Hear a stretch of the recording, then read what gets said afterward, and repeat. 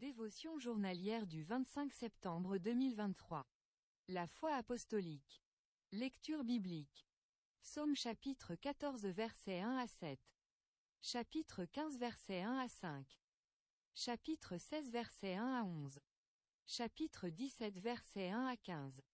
Tu me feras connaître le sentier de la vie. Il y a d'abondantes joies devant ta face. Des délices éternelles à ta droite. Psaume chapitre 16 verset 11. De quoi avez-vous besoin pour survivre?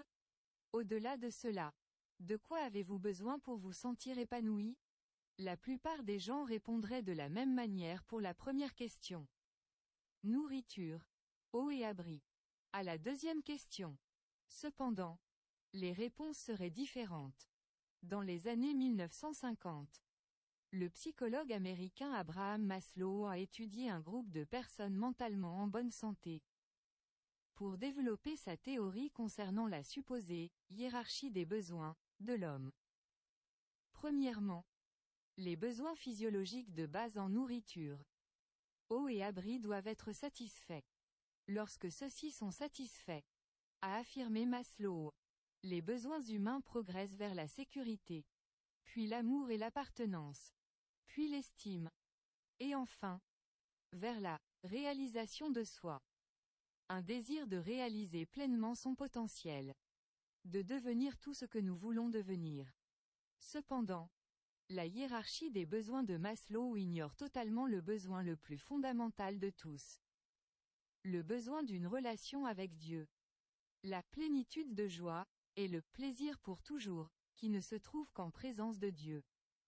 Du point de vue humaniste de Maslow, la réalisation de son potentiel est une entreprise purement humaine. Il ne fait aucune référence à l'implication de Dieu. Cependant, l'humanité a été créée pour connaître et adorer notre Créateur. Donc une existence impie ne mènera jamais à une satisfaction à long terme. D'où, une vie dirigée par Dieu et vécue en sa présence sera pleine de joie. Même pendant les moments difficiles. Les mots hébreux traduits par plénitude et plaisir dans notre verset peuvent également être traduits par satisfaction et délice. Ce ne sont pas simplement des sentiments occasionnels et transitoires qui rendent momentanément la vie plus agréable. Ils décrivent ce pourquoi nous avons été faits. La profonde satisfaction trouvée dans la présence de Dieu remplace tout sentiment ou contentement que nous pourrions générer en nous-mêmes ou qui pourrait résulter de sources ou de réalisations externes. Le travail, la famille, l'argent, le pouvoir, l'influence et la renommée ne combleront jamais le vide que Dieu doit combler à l'intérieur de chacun de nous. Cette place ne peut être remplie que par Dieu lui-même. La promesse de Dieu est de nous montrer le chemin de la vie. Non seulement il satisfera les désirs de nos cœurs dans cette vie, mais son chemin nous conduira également à la vie éternelle en sa présence. Et sans aucun doute, l'éternité avec lui sera la plénitude de joie, et du plaisir pour toujours. Contexte. Psaume 14. Ce psaume est pratiquement identique au psaume 53. Qui est un psaume d'enseignement qui a été réglé sur une mélodie connue sous le nom de « Description de l'impie ». Il y a un débat quant à savoir si le psaume 14 a été écrit par David ou par quelqu'un d'autre pendant la période de captivité. La suscription la range vers le musicien en chef. Elle peut donc avoir été utilisée par les Lévites dans le contexte du culte corporatif. Le thème est la folie de rejeter Dieu. Dans les Écritures, le mot traduit par folie ne fait pas référence aux limitations mentales, mais à la perversité morale. Le psaume commence par une mise en garde d'Israël et de toute l'humanité. Le verbe traduit par perverti, au verset 3 signifie moralement corrompu. Le psaume se termine par un cri passionné pour le salut d'Israël. Une proclamation de la confiance de David que Dieu ramènerait en effet son peuple de captivité. Et la réponse attendue des cœurs reconnaissants à cet événement. Psaume 15. Le psaume 15 est un poème de sagesse didactique, destiné à l'enseignement, qui établit des directives pour vivre une vie irréprochable. Il est également classé comme un psaume liturgique, car il était lié au culte public. Étant donné que le premier verset fait référence à l'accès au tabernacle et à la colline sainte, mots interchangeables désignant la demeure de Dieu, est le point focal du culte juif. Il peut être chanté comme une liturgie d'entrée. Écrit par David. Certains commentateurs pensent qu'il a été composé à l'époque où l'Arche de l'Alliance a été restaurée à Jérusalem. Voir 2 Samuel 6 pour une description de cet événement. Le psaume s'ouvre par une question. Les versets 2 à 5 donnent la réponse en décrivant la personne qui peut habiter avec Dieu, offrant à la fois des caractéristiques positives et négatives. Le psaume se termine par l'affirmation qu'un individu qui correspond à ce profil de personnage se montrera ferme. Psaume 16. Le psaume 16 est le premier des 6 psaumes désignés comme « hymne de David », les 5 autres psaumes sont de 56 à 60. Le mot hymne est dérivé d'un mot racine signifiant « or », et peut indiquer que ces chansons sont comme des bijoux dans leur beauté. D'autres commentateurs suggèrent que le mot fait référence à une signification cachée ou mystérieuse. Le psaume indique une grande détresse, qui était probablement le résultat de la persécution de Saül après l'onction de David en tant que roi.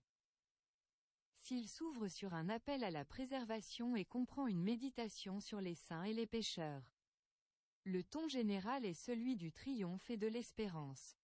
Ce psaume est caractérisé comme un psaume messianique, car il pointe prophétiquement vers Christ. Il a été cité par Pierre dans son sermon de Pentecôte, voir Acte 2 versets 25 à 28, et par Paul à Antioche, Acte 13 verset 35.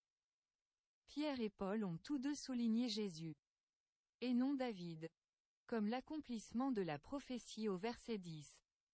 Pierre en disant « Car David parle de lui », et Paul en notant que David est mort comme toute autre personne. Psaume 17. Le titre du psaume 17, une prière de David, ne se trouve que sur 2 autres psaumes, 86 et 142. Dans cette pétition, le psalmiste a appelé Dieu à venir présider en tant que juge pendant qu'il présentait sa cause, et a plaidé pour la protection, la justification et le jugement contre son ennemi, présumé par la plupart des savants être Saül. Selon le verset 11, la situation dangereuse de David dans ce cas était partagée par d'autres. Donc elle peut avoir été écrite dans le contexte de 1 Samuel 23 versets 25 à 26, qui décrit David et ses hommes comme étant encerclés par Saül. La délivrance est venue lorsque la poursuite de Saül a été interrompue par une invasion philistine. La sincérité et le désespoir de l'appel de David sont immédiatement apparents au verset 1. Où le mot hébreu traduit « cri » signifie « un cri aigu ou perçant ou un tollé ». David a fondé son plaidoyer en toute confiance sur 2 faits. Que sa cause était juste, ce qui signifie « légalement juste », et qu'il était lui-même innocent d'un mauvais objectif, verset 3. La phrase hébraïque traduite par prunelle de l'œil, au verset 8, fait référence à la pupille, ou partie centrale de l'œil qui est protégée par la paupière, les cils et les sourcils. David a compris que Dieu avait placé des haies de protection autour de lui. Malgré ces circonstances effrayantes. Dans les versets 10 à 12, David a offert un catalogue descriptif des plaintes contre ses ennemis. L'expression « ils ferment leurs entrailles », verset 10, signifiait qu'ils étaient dans une rébellion orgueilleuse contre Dieu et résistaient à toutes les influences pour le bien ou la compassion. Comme dans beaucoup d'autres psaumes, David a conclu sa prière par une déclaration confiante qui reflétait sa profonde confiance en Dieu et son assurance d'une vie bénie par la suite. Regardez de plus près. 1. Dans le psaume 14. Quelles sont les 3 manières par lesquelles David a décrit les impies? 2. Quels sont certains des avantages d'un « héritage délicieux », comme celui auquel David fait référence dans le psaume 16. Verset 6. 3. De quelle manière entrez-vous en présence de Dieu et appréciez-vous le plus en étant proche de Dieu?